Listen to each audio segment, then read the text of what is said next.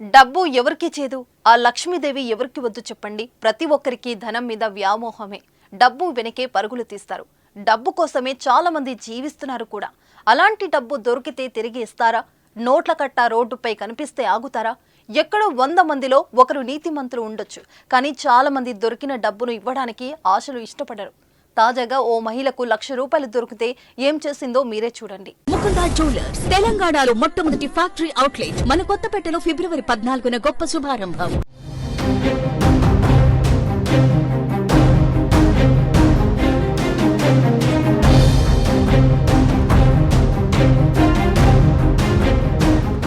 అది బస్టాప్ ప్రాంతం. బస్సు ఎక్కేవారు దిగేవారితో కొంచెం రద్దీగా ఉంది.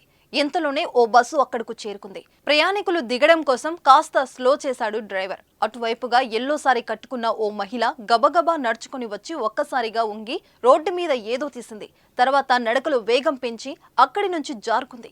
చుట్టుపక్కల వారు కూడా పెద్దగా ఆమెను పట్టించుకోలేదు.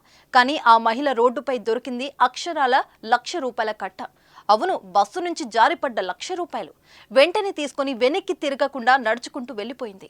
నాగర్ కర్నూలు జిల్లా అచ్చంపేటలో జరిగిన ఈ ఘటన షాకింగ్ కి గురి చేసింది. అక్కడ బస్టాండ్లో ఉన్న ఓ బస్సు నుంచి ₹1,00,000 జారిపడ్డాయి. అయితే అదే సమయంలో బయట ఉన్న ఓ మహిళ ఆ డబ్బుల కట్టను గమనించింది. ఆలస్యం చేయకుండా తీసుకుని అక్కడి నుంచి ఉడాయించింది.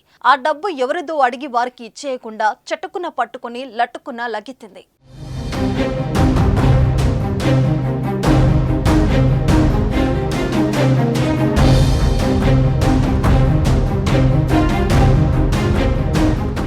బాధితులు అచ్చంపేట పోలీసులకు ఫిర్యాదు చేయడంతో పోలీసులు బస్టాండ్లోని సీసీ ఫుటేజీలను పరిశీలించారు.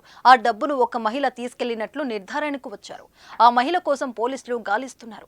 మహిళకు డబ్బు దొరికిన దృశ్యాలు సామాజిక మాధ్యమాల్లో వైరల్ అవుతున్నాయి.